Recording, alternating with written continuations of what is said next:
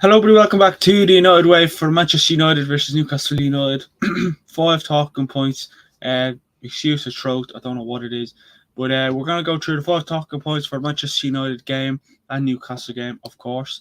They were the team we were playing.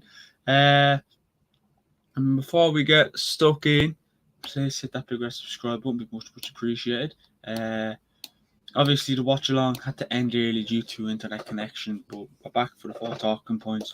I've sorted my laptop out, and fingers crossed now we can start now the new week with no internet connections. But just trying to get the full-time score up on my phone. Again, Christmas time, like I said, you're going to see a lot of this. You're going to see this up until the last match before the new year, which, if I'm not mistaken, I think that's Nottingham Forest. I don't know who it is, but it'll be that game, and then after that we'll be back to the usual United way. We're gonna have a new background as well. We're gonna have a new background, I need to get that Christmas logo up on that side. But yeah, I mean, listen, that game against Newcastle, by the way, was literally not the worst game I've ever watched because, I've seen us get slapped against City, Liverpool, the likes. But Manchester United in that game was just so poor, so annoying. I don't want to say too much because then it'll literally ruin the talking points.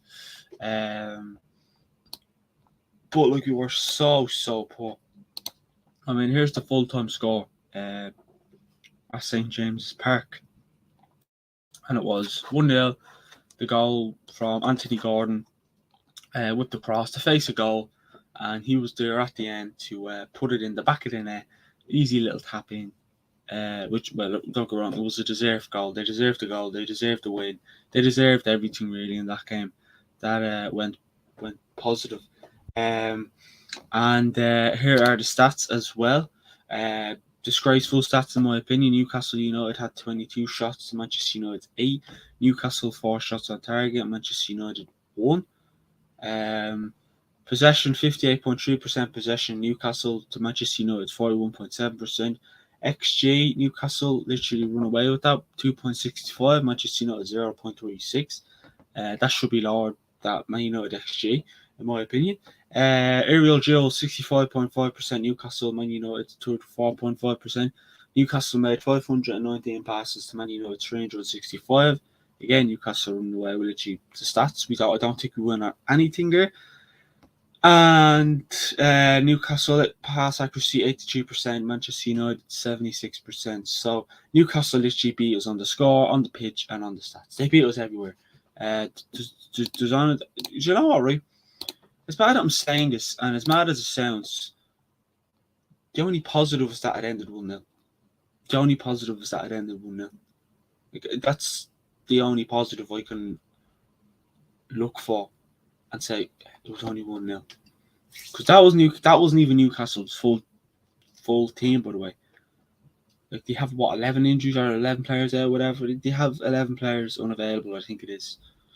Imagine if that was their full strongest team. It probably could have been 5 or 6. It literally could have been 5 or 6.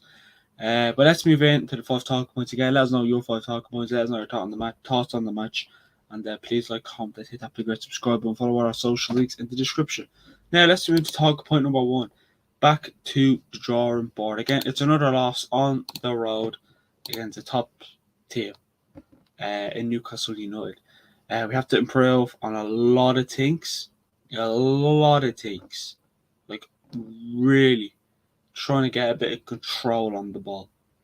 Trying to score. We only got into the game with we only get into the game late on injury time. Anthony we scored a goal. I'm not sure who scored it. Anthony Maguire. Anthony shot, hit off Maguire. Boom.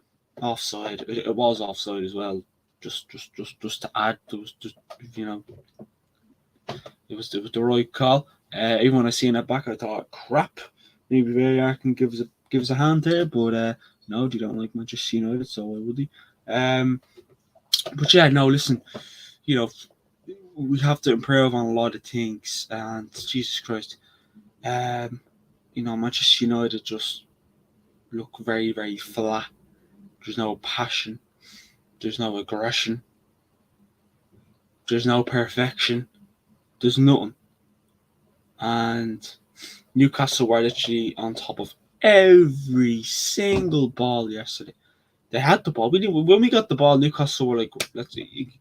It's honestly like that's what I'm saying. Like it worries me that Newcastle could have hammered us, and if that was against a Liverpool or a Man City, they would have hammered us.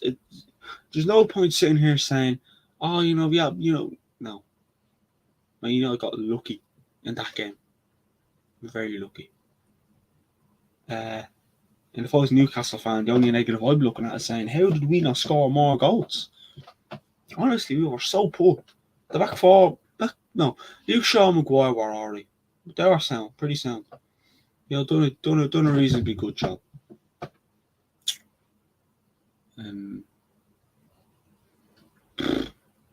But yeah, back to the drawing board. It is. We have to work on a lot of things. Like I said, passion, aggression, perfection, control. I want to see a lot of improvements for the Chelsea game. Ten Hag needs to go in and lay down the law. Because Ten Hag, I want to talk about Ten Hag, but my God, I back him. I do, but my God, Talking point number 2 is poor work rate. Now, we've seen in the game, literally from minute 1 to the very last, Newcastle were on top of us. They look more relaxed. I know it was at home, but still, they were more relaxed. They had control. They had perfection, aggression, and passion. They had that. They had a lot of control. And every time we got the ball, they were on top of us. Every time they got the ball, we were just letting them pass the ball around. There was gaps everywhere. Again, the midfield being torn to shreds. Again, I thought Manu, for his age, you can't be criticising him. I thought he was okay. McTominay is just a ghost at this moment. He runs around like a headless chicken. And yeah, Manchester United just, like I said, the work rate for me is so poor. It's so poor. And, you're not seeing like what we saw last season where, if we lost the ball, we got it back. There was none of that. And it worries you to think that, is there an ending to this bad form? Manchester United goes back again last season on top of everything. We could go into a game, right? Not play to our best, but we'd still get the job done. We go into these games. All right, Newcastle away. If you don't play well, that's it. You're losing. There's no getting away with it. But in such games, even these games, we at least we found a score. We tried to find control, and we tried to score a goal.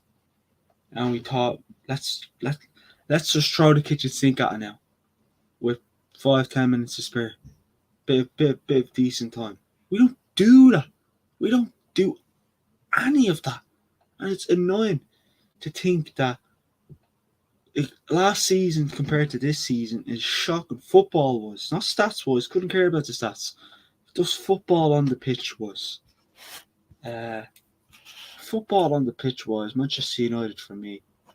Look ridiculous, and there's no work rate. There's no getting on top of the ball. There's no trying to win the ball back. There's no trying to take control of the ball. There's nothing. Absolutely nothing.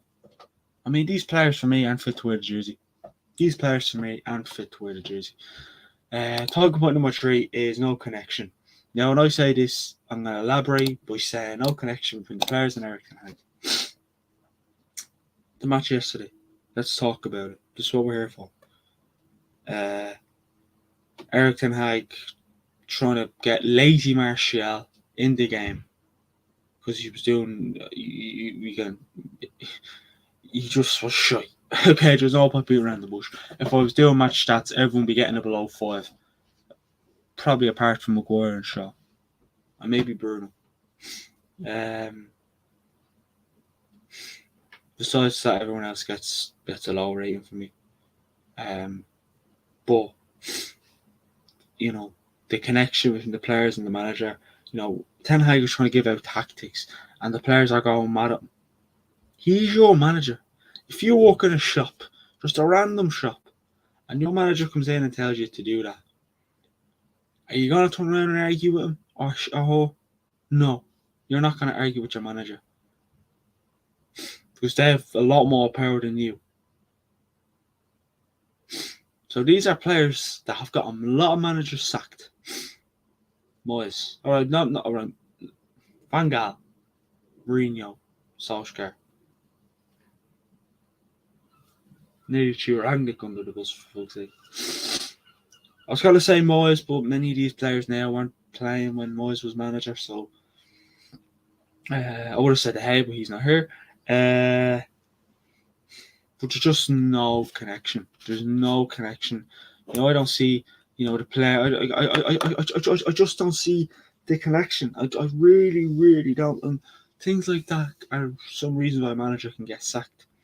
Because it's like the players go out there and they just they don't play for no man. They play for no one. They don't play for themselves, for their family, for no one.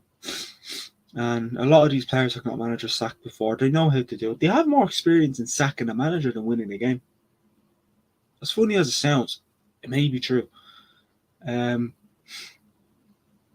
So I personally look at it and think, right, where's the players giving Dale Ten Hag? Where's the whole? Where's the high fives? Where's this? Where's the players agreeing with Ten Hag? Where is it?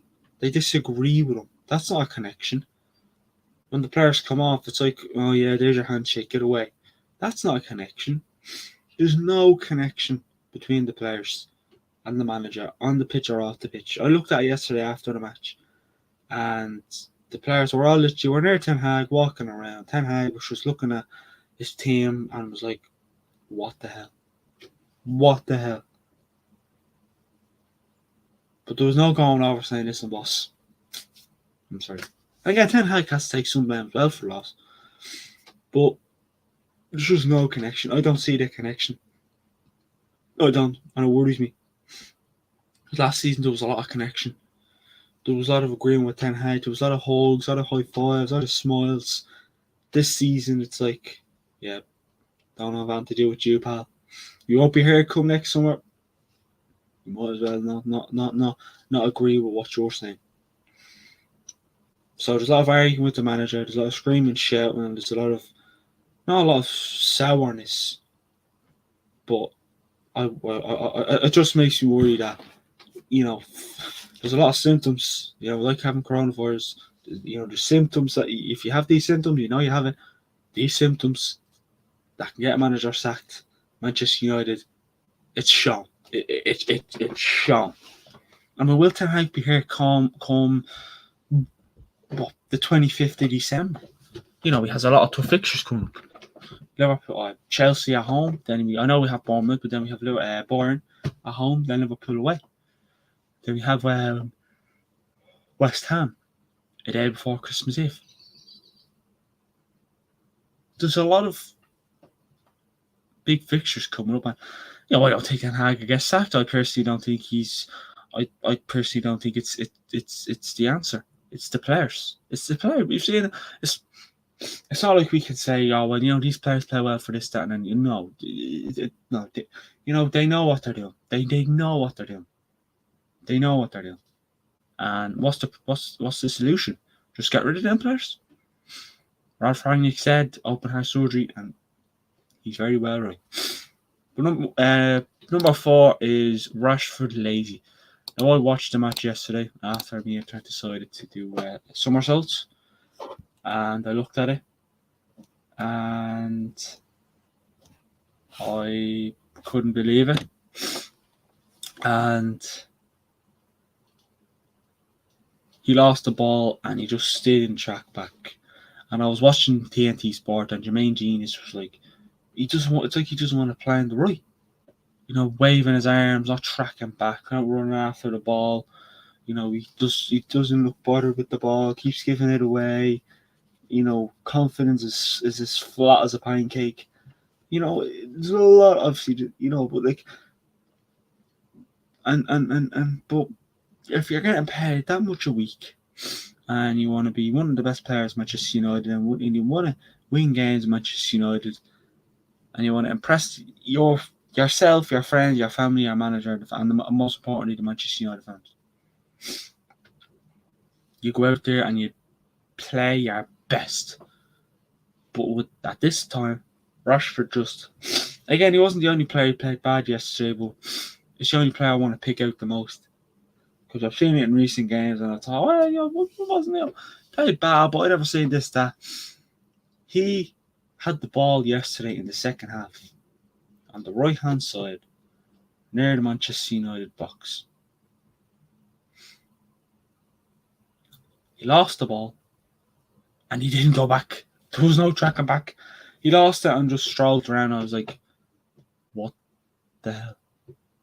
And that pissed me off. I screamed at the tail like, Rashford, run back. I won't say what else I said because I might get clipped. Well, it wasn't anything bad, but I said, Rashford, run back, you lazy piece of shit. That's what I said. There's no point saying that, because it sounds worse. So, he's so lazy. He doesn't look bothered. He's waving his arms all around the pitch. It's like when Ronaldo left. We were seeing that, rolling his arms around the pitch, arguing with the manager, not tracking back. I don't think Ronaldo ever tracked back, but I'm trying to, the second time Ronaldo was hurt, that's literally what we're seeing. But at least Ronaldo had at least he maybe he'd still get a good goal and then his confidence be back up. Rashford just looks so flat. And it's annoying to see because I like Marcus Rashford, but he keeps playing the way he is and acting the way he is. I don't think it's the way he's playing that annoy people. I think it's just the way he acts, not tracking back and waving his arms around the pitch and having an attitude. That annoys me more than his performances, and they're even worse. But Marcus Rashford, so lazy, and if he doesn't work. I'm gonna say I drop him. I would drop him for the game against Chelsea. I would. I mean, it's funny when we wanted Anthony to play. I know I didn't predict Anthony to start, but when we wanted Anthony to play to play a game, he gets dropped. So yeah. So the very last talking point is poor team selection. Now again, I have to blame Ten Hag on the team selection. Do I blame him on the performance? A bit, not a lot, because I've seen what I saw. Lazy bastards. You look at the team we picked. Let's go back to the team. Let me see if I can remember the team off the top of my head. Onana in there, back four, Dalo left back, centre back partnership, Luke Shaw, Maguire, Wan-Bissaka right back, midfield trio of Scott McTominay, Kobe Mainoo, and Bruno Fernandes. Garnacho on the left, Rashford on the right, Martial up top. I would have started Reguilon instead of Dalot because Reguilon done alright when he came on. I know it was late on, but he done alright. I would have started Anthony, and I would have started Højlund, and I would have started Amrabat. I wouldn't have started Scott McTominay. I wouldn't have started Diogo Dalot, and I wouldn't have started Anthony Martial, and I wouldn't have started Marcus Rashford. But when I seen it, I was like, right, Rashford's back, lovely stuff, happy days.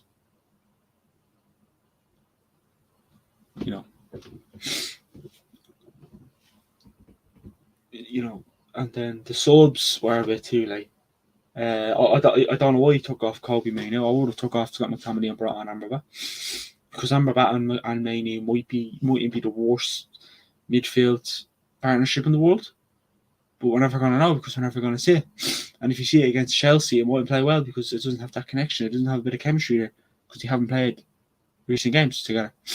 So, personally, that's just what I think. I think Scott McTominay scores a goal and lives off it. moments. McTominay, Scott Mac moments. But Ten Hag, if he keeps picking the player, if he keeps being stubborn and picking these such players, he'll get himself. He's literally he's walking himself out of the job. If he keeps picking the team he does, he should be looking at that Chelsea game, thinking, right, I'm gonna start this team. We might lose, but I want to see a better performance, and we might see a bit of positivity. I want to see a bit of positivity. Again, I'd rather play shit and win than play well and lose, of course. But so I don't know what it is, but Ten Hag, if he keeps picking the players that he's picking, the certain players that he's picking, he will get himself sacked. So if I see Rashford starting on Wednesday against Chelsea, Adalo starting left back doesn't bother me as much. So we're going to move away from the defence. If I see McTominay start, I'm going to be pissed off. And if I see Martial start, I'm going to be pissed off.